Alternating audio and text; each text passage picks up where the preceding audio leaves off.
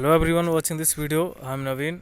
आज इस वीडियो में हम क्लास 8th हनी ड्यू में एक पोएम है द लास्ट बार्गेन, इसको हम समझते हैं। तो पोएम की शुरुआत करने से पहले हम इसके कुछ वर्ड मीनिंग समझ लेते हैं जो हमें इस पोएम में देखने को मिलेंगे। तो पहले वर्ड मीनिंग्स हम समझ ये कुछ वर्ड मीनिंग्स हमें इस पोएम में देखने को मिलेंगे। तो पहला है बार्गेन। बार्गेन का अर्थ होता है मोल भाव करना, अर्थात जब हम कोई चीज़ खरीदते हैं तो हम जो है मोल भाव करते हैं कि भैया इतने की नहीं इतने की लगा लो, 50 की नहीं 45 की लगा लो। तो हम उससे क्या कर रहे हैं, बार्गेन कर रहे हैं, बार्गेनिंग कर रहे हैं, to settle the price. Sword का अर्थ होता है तलवार, इसका ये डेफिनेशन लिखा है, स्वॉर्ड का अर्थ है तलवार। क्रुक्ड, क्रुक्ड का अर्थ होता है हैविंग मैनी बेंड्स जिगजैग, अर्थात एक ऐसी गली, इसमें एक लेन के बारे में, गली के बारे में बताया गया है जो टेढ़ी मेढ़ी है, जिग जैग है। जैसे वृंदावन की जो गलियां हैं नैरो है ना, छोटी छोटी हैं और टेढ़ी मेढ़ी, काफ़ी बैंड्स होते हैं, क्रुक्ड होती हैं। तो जिग जैग भी बोल सकते हैं, टेढ़ी मेढ़ी, है ना। नेक्स्ट वे का अर्थ होता है वैसे तो तौलना, किसी चीज़ को, कोई लिक्विड चीज़ है उसे तौलना, है ना, वे करना, वजन तौलना। लेकिन यहाँ पर जो है पैसे के बारे में बात की है ये, तो काउंट करना यहाँ पर सेंस निकलेगा, गिनना, है ना, काउंट करना। मेजर करना होता है कि लंबाई नापना, किसी चीज़ को नापना, है ना, कपड़े वगैरह हैं, जगह है तो उसे हम मेजर करते हैं, ठीक है। नॉट, ये भी देखने को मिलेगा, नॉट का अर्थ होता है नथिंग, कुछ नहीं, बिल्कुल जीरो। हैज, हैज का अर्थ होता है फेंस, जो चार दीवारी होती है तो उसे हम हैज बोलते हैं। लेकिन यहाँ पर बताया गया है कि जैसे आपने देखा हो कोई गार्डन, तो गार्डन की जो एक हैज होती है उस पर जो घास फ्लावर्स वगैरह, फूल वगैरह लगे होते हैं तो उसे हम हैज बोलेंगे। आप गूगल पर देख सकते हैं उसकी तस्वीर, ठीक है, हैज की तस्वीर देख सकते हैं गूगल पर, ठीक है। एक फेंस होती है चार दीवारी जो गार्डन के ओर पास होती है, वो घास की ही बनी होती है, उस पर फ्लावर्स वगैरह खिल रहे होते हैं। मेड का अर्थ होता है फीमेल सर्वेंट, ये वर्ड्स हमें देखने को मिलेंगे। पेल का अर्थ होता है टू बी वीक, अर्थात जो है कमज़ोर पड़ जाना, कोई चीज़, किसी का चेहरा है ना, तो वो एकदम पीला सा पड़ गया, कमज़ोर सा, फीका सा पड़ गया, तो वो पेल हो गया, है ना। और ग्लिसन, ग्लिसन का अर्थ है चमकना, शाइन करना। वे वर्डली का अर्थ होता है इच्छा अनुसार, विलफुली, कोई अपनी इच्छा अनुसार जहाँ जा रहा है, कोई उसे रोकने टोकने वाला नहीं है, तो वो किस तरह से काम कर रहा है, वे वर्डली काम कर रहा है, विलफुली काम कर रहा है, एज पर हिज विश, अपनी इच्छा के अनुसार काम कर रहा है। तो वे वर्डली, जहाँ जाना है तहाँ उसे जाना ही है, कोई रोकने वाला नहीं है, तो वे वर्डली वो जा रहा है। क्लियर। तो ये वर्ड्स हमें देखने को मिलेंगे। अब हम पोएम पर पहुँचते हैं। ये जो पोएम लिखी है वो लिखी है रविंद्रनाथ टैगोर। आपको पता है ये कितने फेमस हुए पोइट रहे हैं, राइटर रहे हैं, है ना। एक जो है इन्होंने जो है एक पॉलिटिशियन भी रहे, काफ़ी जो है लीडरशिप में भी इन्होंने जो है भागीदारी की है, पार्टिसिपेट किया है, ठीक है। ये पेंटर भी रहे हैं एज अ हॉबी, एक हॉबी के रूप में। तो इन्होंने बहुत सारी जो है कविताएं लिखी हैं, कुछ बहुत सारी कहानियां लिखी हैं, ठीक है। इनकी कई जो किताबें हैं, जो हमारा नेशनल एंथम है वो भी इन्होंने ही लिखा है, रविंद्रनाथ टैगोर, ठीक है। तो अब हम इस चैप्टर को पढ़ते हैं। A bargain is an agreement in which both parties promise to do something for each other. Bargain एक इस तरह का एग्रीमेंट है जिसमें दोनों तरफ की जो पार्टीज़ हैं, दोनों तरफ के लोग एक दूसरे की हेल्प या कोई चीज़, एक दूसरे के लिए कोई काम करने के लिए प्रॉमिस करते हैं। जैसे मैं कह दूं कि मैं तुम्हारा ये काम कर दूंगा, तो वो भी कह दे ठीक है तुम मेरा ये काम कर दोगे तो मैं तुम्हारा ये काम कर दूंगा। तो हम दोनों ने क्या कर ली, बार्गेन कर ली, एक समझौता कर दिया, ठीक है, एक मोल भाव कर लिया किसी काम का। Someone is looking for work, और इस पोएम में बताया गया है कि एक व्यक्ति है जो काम की तलाश में है, वेटिंग टू बी हायर्ड, और वो जो है इंतजार कर रहा है कि कोई मुझे आए और नौकरी पर रख ले, है ना, मुझे कोई हायर कर ले, नौकरी पर रख ले, काम पर रख ले। He stacks a bargain but thinks it worthless, और वो बार्गेनिंग भी करता है कई लोगों से, है ना, मोल भाव भी करता है कई लोगों से। कई लोग उसे ऑफर देते हैं कि चल हम तुझे ये देंगे, हमारे यहाँ नौकरी पर आ जा, हमारे यहाँ काम करना, लेकिन वो उसे जो है वर्थलेस समझता है ना। जो भी मोल भाव कोई व्यक्ति करता है उससे आकर के, तो वो उसे वर्थलेस समझता है, यूजलेस समझता है ना। कोई भी उसकी कीमत नहीं समझता है। कोई उसे पैसे दे रहा है तो वो सोच ले अरे यार कुछ नहीं, मैं नहीं ले रहा पैसे, फिर वो जो फिर दूसरा आता है। तो ऐसे पोएम से हमें क्लियर हो जाएगा, आगे पढ़ेंगे। He tries twice again but doesn't like either, है ना। और भी लोग जो है आकर के उसे जो है ऑफर करते हैं, वो और कोशिश करता है कि मुझे और कोई अच्छा मिले, और कोई अच्छा मिले, लेकिन उसे कोई भी पसंद नहीं आता। अर्थात वो किसी के यहाँ काम करने के लिए जो है राज़ी नहीं होता, एग्री नहीं होता। Finally in the last bargain, और अंत में एक जो है एक बच्चे से बार्गेनिंग उसकी होती है, मोल भाव होता है। When he is hired for nothing, और आखिरकार जो एट लास्ट एक बच्चा इसे जो कुछ नहीं देता है और उसके साथ ये काम करने के लिए सहमत हो जाता है, सहमत जो है हो जाता है कि ठीक है तुम मुझे जो है कुछ नहीं दोगे तो भी मैं तुम्हारे साथ काम करूँगा। क्यों हो जाता है वो पोएम को हम समझेंगे अभी। He is happy as never before, लेकिन फिर भी उसे कुछ नहीं मिल रहा है उसके साथ काम करके, फिर भी वो खुश है ना। व्हाट इज द बार्गेन, अब इसमें ऐसी क्या बार्गेनिंग हुई, क्या मोल भाव हुआ, क्या एग्रीमेंट हुआ, and why is it the best, और ये सबसे अच्छी क्यों रही। ठीक है, वो उसे जो है कुछ मिल भी नहीं रहा है, he is not getting anything, और फिर भी जो है वो वही काम कर रहा है, ऐसा क्यों। तो असल में इस पोएम में बताया गया है आज़ादी के बारे में, फ्रीडम, कि कोई व्यक्ति किसी का गुलाम नहीं बनना चाहता या ना बनना चाहिए किसी को। कोई व्यक्ति आपको कुछ दे रहा है लेकिन आपको उसकी जो है स्लेवरी, एक गुलामी करनी होगी। ठीक है, तो लेकिन जो व्यक्ति तुम्हें कुछ नहीं दे रहा है तो इसका मतलब आप उसके यहाँ गुलामी, स्लेवरी नहीं कर रहे हो, आप उसके गुलाम नहीं हो। और ये जो पोएम लिखी थी जब तो अंग्रेज़ों का शासन था इस वजह से, और इन्होंने आज़ादी के बारे में लिखी थी।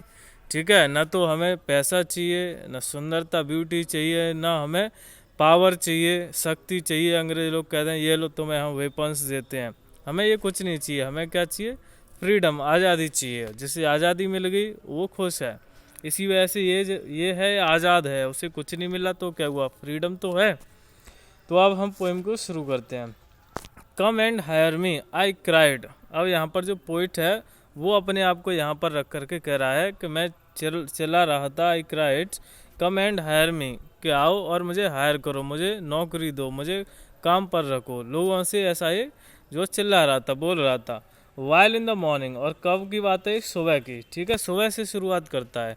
I was walking on the stone paved road, और वो पथरीले रोड पर जा रहा था। स्टोन पेव्ड मतलब जिस पर पत्थर बिछे हुए, उस रोड पर जा रहा था ये। Sword in hand the king came in his chariot, और तभी जो है एक राजा आता है, उसके हाथ में क्या थी, तलवार थी, स्वॉर्ड थी, और वो किस में, चैरियट, रथ में बैठ कर के आता है वो। He held my hand and sad, और उस राजा ने उसका हाथ पकड़ा, उस व्यक्ति का जो है चिल्ला रहा था जॉब के लिए। और राजा ने कहा उससे, I will hire you with my power, मेरे अंदर जो शक्ति है, क्षमता है, उससे मैं तुम्हें हायर कर लूँगा, है ना, मेरे पास पावर है, उससे मैं तुम्हें हायर कर लूँगा। But his power counted for not, लेकिन वो व्यक्ति था जिसे नौकरी की तलाश थी, वो कह रहा था, लेकिन उसकी जो शक्ति थी वो बिल्कुल जो है नॉट मतलब नथिंग, कुछ नहीं के समान थी, है ना। उसकी जो शक्ति थी कुछ नहीं के समान थी, अर्थात उसकी शक्ति से मुझे कोई लाभ नहीं होने वाला था। ठीक है, मुझे उसकी शक्ति के अंडर में काम नहीं करना था, पावर के अंडर में काम नहीं करना था। And he went away in his chariot, और जो राजा था फिर वो वहाँ से चला गया। In the heat of the mid day, अब दोपहर का समय हो गया, काफ़ी गर्मी, काफ़ी धूप हो गई। In the heat of the mid day the houses stood with shut doors, और जब दोपहर का समय था, धूप थी, गर्मी थी काफ़ी, और जो दरवाजे थे सारे घरों के वो क्या थे, शट थे, बंद थे। वो कहीं किसी के घर में बैठना चाहे, जाना चाहे, लेकिन दरवाजे सारे बंद थे। आई वेंडर्ड अलॉन्ग द क्रुक्ड लेन, अब जो क्रुक्ड लेन थी, क्रुक शब्द हमने समझे जो टेढ़ी मेढ़ी गलियां थी, है ना, तो फिर उस गलियों में होकर के वो जाता है। वेंडर करते घूमना, तो वो अब जो है क्रुक्ड, जो टेढ़ी मेढ़ी गलियां थी उसमें होकर के वो जाता है। ठीक है, वो व्यक्ति। An old man came out with his bag of gold, और तभी उसे एक बुजुर्ग व्यक्ति आता हुआ दिखाई देता है, और उसका जो बैग था वो गोल्ड से, सोने से भरा हुआ था। ही पॉन्डर्ड एंड सैड, अच्छा ये पॉन्डर वर्ड रह गया। पॉन्डर का अर्थ है थोड़ा सा सोचना, पॉन्डर का अर्थ है थिंक करना, सोचना। ठीक है, ये वर्ड रह गया उसमें। ठीक है, तो पॉन्डर का अर्थ है सोचना। तो उसने थोड़ा सा सोचा, पॉन्डर किया, और फिर वो बोला, I will hire you with my money. और वो व्यक्ति बोला, जो बुजुर्ग व्यक्ति था, कि मैं तुम्हें अपने पैसे से हायर कर लूँगा, मेरे पास पैसा है तो मैं तुम्हें इस पैसे से हायर कर लूँगा। He weighed his coins one by one. और फिर उसके पास जो सिक्के थे, कॉइन्स थे, वो उसने तौले, वे किए, उन्हें को गिना, है ना, एक एक करके। बट आई टर्नड अवे, लेकिन मैं वहाँ से चला आया। ठीक है, जो व्यक्ति था वो वहाँ से चला आया, मतलब उसे इसमें भी इंटरेस्ट नहीं था कि नहीं मुझे नहीं चाहिए पैसे। अब उसे चाहिए क्या, उसे तो चाहिए आज़ादी। अब देखो, ना तो उसे पावर चाहिए, जो शक्ति चाहिए, पावर चाहिए, ना उसे पैसा चाहिए, मनी चाहिए। अब क्या ऑफर मिलेगा उसे। इट वॉज इवनिंग, अब शाम हो गई। ठीक है, जब राजा मिला तब सुबह थी, फिर जो पैसे मिला, जो ओल्ड मैन मिला जब दोपहर था, अब शाम हो गई। अब शाम को कौन मिलता है इसे देखते हैं। It was evening, the garden has was all a flower. जो गार्डन हैज थी, है ना, अभी हमने सीखा था, हैज मतलब चार, जो फेंस होती है, ठीक है, जो चार दीवारी होती है गार्डन की, और पास उस पर फ्लावर्स, फूल वगैरह होते हैं, तो उस पर फूल वगैरह लगे हुए थे। The fair made came out and sad. तो तभी एक जो है फेयर मेड, एक जो है फेयर मतलब गोरी, एक जो है फीमेल सर्वेंट आती है ना, फेयर मेड उसके पास आती है। केम आउट एंड सैड, और उसने कहा, फेयर मेड ने उससे कहा, I will hire you with a smile. मैं तुम्हें जो है किससे हायर कर लूँगी, एक स्माइल से, अर्थात अपनी ब्यूटी से, अपनी सुंदरता से, अपनी जो सुंदर ब्यूटीफुल स्माइल है उससे मैं हायर कर लूँगी, है ना, अपनी ब्यूटी से, सुंदरता से मैं तुम्हें हायर कर लूँगी। ठीक है, ये कौन कह रहा है, वो फेयर मेड कर रही है उससे। Her smile पेल्ड and melted into tears, लेकिन जो उसकी जो स्माइल थी वो धीमे धीमे कैसी हो गई, कमज़ोर हो गई। ठीक है, पेल हो गई, फीकी पड़ गई, एंड मेल्टेड इनटू टीयर्स, और फिर वो एक आंसुओं में बह गई, है ना, आंसुओं में बह गई। आंसू मतलब उसके भी दुख दर्द होंगे अपने कुछ, तो धीमे धीमे जो है वो मुस्कान भी चली गई और वो आंसुओं में बह गई। ठीक है, उसकी मुस्कान गायब हो गई। And she went back alone into the dark. ठीक है, और फिर जो महिला थी, फेयर मेड थी, वो फिर अंधेरे में चली गई। ठीक है, इसका मतलब अंधेरा हो गया। अब the sun glistened on the sand, अब जो है अब सुबह हो गया। इसमें क्लियर तो दिया नहीं है, लेकिन जिस तरह से इसमें बात की जा रही है, the sun glistened on the sand, जो सन था वो ग्लिसन, शाइन कर रहा था, चमक रहा था। ठीक है, सूरज की रोशनी चमक रही थी सैंड पर, रेत पर, बालू पर। And the sea waves broke, और जो सी वेव्स, समुद्री लहरें थी, वो क्या कर रही थी, वो ब्रोक हो रही थी। ब्रोक मतलब ऐसे टूटना, एक इधर गई, एक उधर गई, एक इधर गई, एक उधर गई, इस तरह से वो ब्रोक हो रही थी। वेवर्डली मतलब अपनी मर्जी से, है ना, एक जो वेव लहर इधर आई वो इधर चलेगी, एक सामने चलेगी, एक उधर चली गई, तो वो ब्रेक हो रही थी। और किस तरह से, वेवर्डली, अपनी मर्जी से, wilfully. A child sat playing with shells, और तभी उसने देखा कि वहाँ पर एक बच्चा था, वो खेल रहा था। किससे खेल रहा था, सेल्स। जैसे आपने समुद्रों में, नदियों में देखा होगा, छोटे छोटे शंख होते हैं, है ना, एक कटोरी टाइप में कुछ होते हैं, वो उन्हें सेल्स बोलते हैं। ठीक है, तो उनसे एक बच्चा खेल रहा था। He pressed his head and seemed to know me. ठीक है, और ही रेज्ड, मैं प्रेज कर रहा, ही रेज्ड हिज हेड, उसने अपना हाथ उठाया उस बच्चे ने, एंड सीम्ड टू नो मी, और मुझे ऐसा लग रहा था कि शायद वो बच्चा मुझे जानता हो। एंड सैड, और उस बच्चे ने कहा, I hire you with nothing, और उस बच्चे ने मुझसे कहा कि मैं तुम्हें जो है कुछ नहीं दूंगा, तो मैं तुम्हें हायर कर लेता हूँ, कि मैं तुम्हें कुछ नहीं दूंगा, तो तुम्हें मेरे यहाँ जॉब करना है, मेरे यहाँ जो मेरे साथ काम करना है, तो आ जाओ, खेलना है, आराम से करना, क्या है, खेलना है वही। ठीक है, लेकिन मिलेगा कुछ नहीं। ठीक है, तो इस बच्चे ने क्या ऑफर किया उसे, नथिंग, कुछ नहीं, कि कुछ नहीं मिलेगा भैया, फ्री में आ जाओ। फ्रॉम हैंस फॉरवर्ड, और तभी से, फ्रॉम हैंस फॉरवर्ड का अर्थ होता है तभी से, from then. That bargain struck in child's play, फिर जो बार्गेन थी, जो मोल भाव थी, वो बच्चों के खेल में ही सिमट के रह गई, बच्चों के खेल में ही सिमट के रह गई। मतलब जो बच्चों के साथ जो है बच्चे के साथ वो खेलने लगा। फिर made me a free man, और फिर वो एक कैसा व्यक्ति बन गया, जो नौकरी की तलाश में था, वो एक फ्री व्यक्ति बन गया, एक आज़ाद। मतलब अब उससे कोई रोकने टोकने वाला नहीं था कोई। ठीक है, कोई ऐसा व्यक्ति जो फ्री में काम कर रहा है, तो क्या आप उसे रोकना टोकना चाहेंगे? रोक नहीं सकते, टोक भी नहीं सकते, उससे कुछ कह भी नहीं सकते, क्योंकि भैया वो आपसे कुछ ले नहीं रहा। तो ऐसे ही ये आदमी है, और उससे कुछ मिल तो रहा नहीं, तो वो फ्री है एकदम। जब मन करेगा जब काम करेगा, खेलेगा, जब मन करेगा जहाँ जाएगा आएगा, कोई टेंशन नहीं, तो एकदम फ्री है। अगर वो उस राजा के यहाँ नौकरी पर जो उसे जो वो रहने लगता राजा के यहाँ, तो एकदम वो स्लेव गुलाम बन जाता। फिर राजा कहता जाओ उधर लड़ने, तो जाना पड़ता। अगर वो जो ओल्ड मैन मिलाता पैसों से उसे खरीद रहा था, उसके यहाँ काम करता, तो भी ओल्ड मैन कहता चल झाड़ू लगा, तो झाड़ू लगाना पड़ता। और फिर जो फीमेल जो सर्वेंट आई थी, फेयर मेड आई थी, है ना, वो एकदम अपनी सुंदरता से उसे हायर करना चाहती थी।